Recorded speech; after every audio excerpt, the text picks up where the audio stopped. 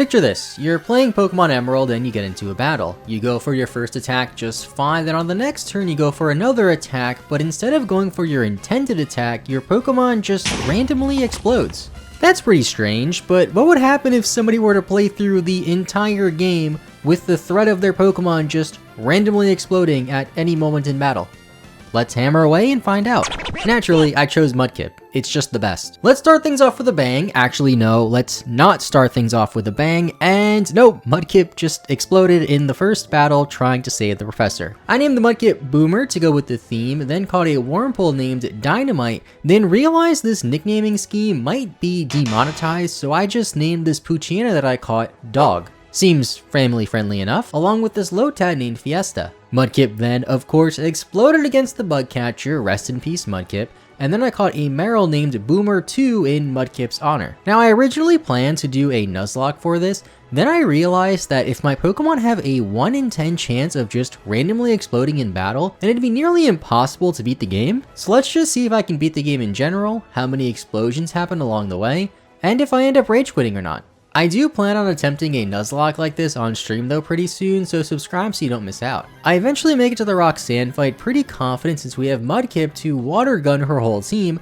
but then my Mudkip just explodes and my other Pokemon are all too weak to do anything, so we lose on the first attempt. I try again, and this time Mudkip makes it all the way to her final Pokemon in Nose Pass without exploding, gets it to really low HP, and then just decides to explode on the following turn, which knocks us both out. This does still result in us winning the battle, but we don't gain EXP if we win via an explosion, which is rather annoying when you're trying to grind against wild Pokemon, since 1 in 10 battles we just don't get XP. The fight against Brawly went very similarly too, with us losing the first time just to eventually win via explosion.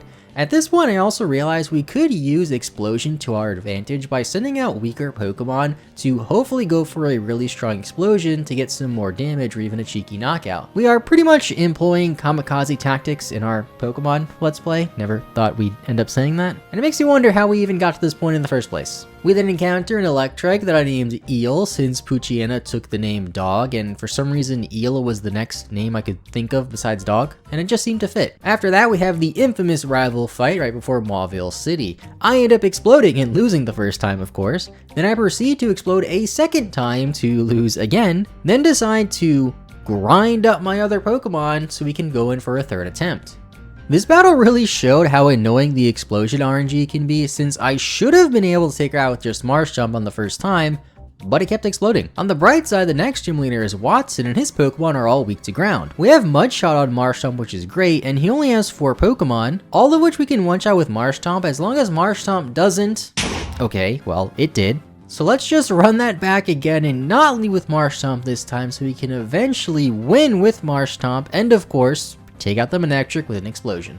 The Flannery fight goes by pretty much the exact same as Watson's fight, except we do beat her on the first attempt, and Marshtomp still does explode on her last Pokemon, and then we have to worry about fighting Norman.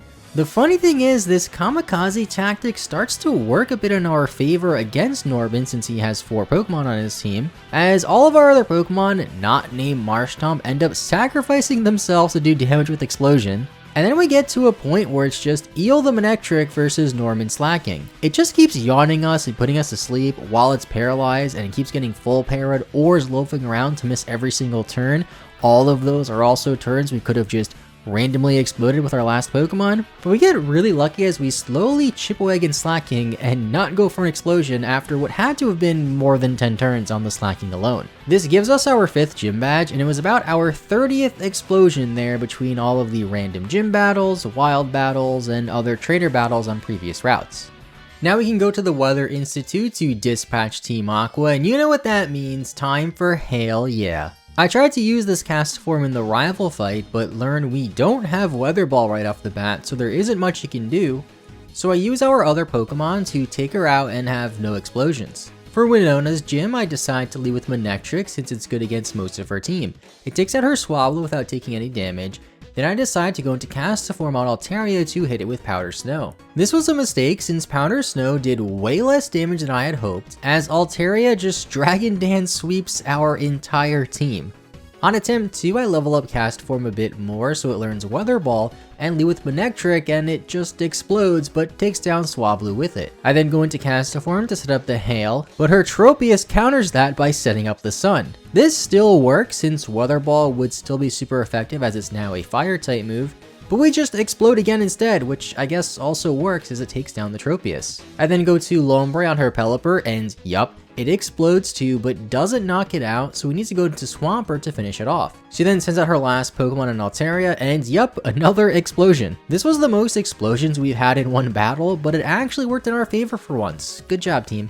Now we can sail over to Mount Pyre, and since there's a ton of Ghost-type Pokemon here, that means our explosions won't do any damage to them. I decided to catch a Shuppet though and name it Spook, so if we do end up going into any double battles with it, and our other Pokemon explodes, it will live the hit since it's a Ghost-type Pokemon and is immune. Now, of course, the Shuppet itself could also just randomly explode, which at this point, I'm pretty used to. I then clear out Team Aqua and try to catch a Pelipper since we have to fly around a lot at this point in the game, but I accidentally exploded the Pelipper, so I just go into the Safari Zone and get a Natu instead, that I named Totem, then evolved into Xatu. In the Team Magma hideout, we run into a Graveler that I didn't catch, but if I did, I would have named it Rock. Boomer then explodes a Camerupt, and then we fight Maxie.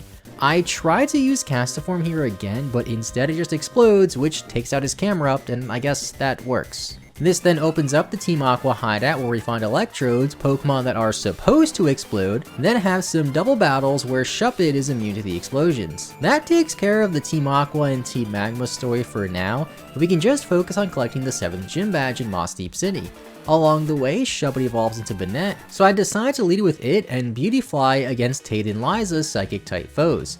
Eventually, Beautyfly falls, so I try to go to Castiform to set up the rain, but instead the sun gets set up on us again, makes us a fire type, and then they go for Earthquake to knock out Castform since it's now super effective. Boomer then comes in and does what Boomer the Swampert does, randomly explodes to take out her Claydol and our Eel with it. Luckily, Xatu and Banette handle the rest of her Intrepid team without exploding, to give us the next gym badge. Next, we assist Steven in the Space Center against Team Magma, and Boomer explodes first turn again, taking out everything with it except for our allies Matang. On the following turn, I send out Eel, which also explodes first turn, taking out both of Team Magma's Pokemon. And then lastly, I send out Banette, which, you guessed it, also exploded and also took out both of Team Magma's Pokemon. This actually resulted in a loss for us since we only took 3 Pokemon with us for this double battle. And on the second attempt, we get through it with Swampert and no explosions. Down in the seafloor cavern, we can fight Archie and explode, of course, which then causes Kyogre to be pissed off from all the loud exploding noises and flee to Sootopolis City, where it's hopefully quieter. Groudon then appears and they get mad and fight each other, and we have to stop them by finding Rayquaza, which just yells at them and then causes everything to go back to normal. With all that out of the way, we can now just focus on the last gym and the Elite Four, with the last gym being led by Juan. I figure Eel the Manectric would be great here to hit most of his team for super effective damage, but it explodes prematurely and makes this fight a bit harder than it needed to be. His Kingdra just spams double teams, which is annoying, but we have Banette to hit it with a Feint Attack and a Curse to secure the victory and get the gym badge. Not much really happened in Victory Road except for us exploding Wally's Altaria, but we match up well against his team anyway. Now for the real challenge, the Elite Four. Since our Pokemon have a 10% chance of randomly exploding in battle, I buy as many revives as I can, which is 30. This should hopefully be enough, but I also want to try to avoid using revives mid-battle as much as I possibly can, to see if we can still win that way. Now in theory, since each Elite Four member has 5 Pokemon and the champion has 6, that means we'll go for a minimum of 26 turns, assuming we one-shot everything, which we definitely won't. So on average, we should have 2.5 Pokemon faint throughout this run, but of course, if every battle just goes to an average of just 2 or 3 moves, then that average goes up to 5 or 6 Pokemon fainting in the run. First up is Sydney though, with his Dark-type foe, so I lead with Beautyfly to try and hit it with Silver Winds, but they do way less damage than I had hoped. There were no explosions in this battle, but between Manectric hitting his Pokemon for super effective damage and then Beautyfly coming back in for his 2 Grass/Dark type Pokemon, we take care of him in 2 shakes of a lamb's tail. On to Phoebe now, and we definitely don't want to explode on her, because all of her Pokemon are Ghost type, and we even have 2 honor battles with our Banette against her 2 Banettes, And although we win the first honor battle, our Banette explodes on the second one. I then go into Boomer, and of course on Boomer's first turn it just explodes again. So Castform and Xatu miraculously become the heroes of this battle and take out the rest of her ghouls. Now for Glacia, I figure that Manectric would be great here, but much like in the battle against Hoenn in the 8th gym, Manectric just explodes immediately, making this fight a lot harder than it needed to be. I had to use revives in this fight, otherwise we would have just lost, as Swampert even got frozen 3 times from the same Celio in this fight, but to top it all off, we do win via explosion. The last Elite Four member is Drake, which Castform matches up really well against. It can set up the Hail and then use Weather Ball early on, which is a nice type move, although once Castform falls, he sends out his Altaria and spams Dragon Dances. I go into Xatu to somehow take a hit and win after going for a few Nightshades, making Drake the easiest Elite Four member so far. All that leaves now is the champion, Wallace. I almost had Steve in there, but I kind of forgot they just shoved Wallace as the champion here for no real reason. I lead Beautyfly on his Wailord and again do way less damage than I thought, so I switch into Manectric.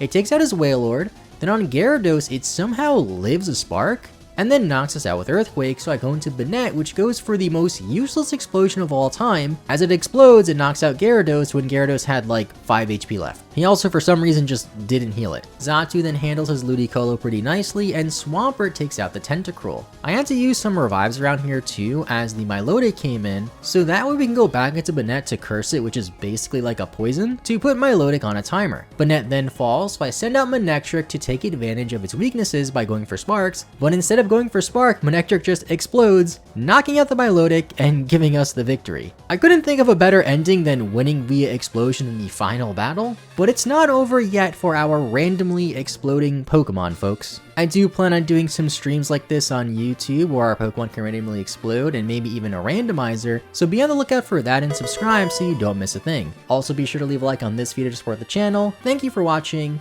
and bye bye.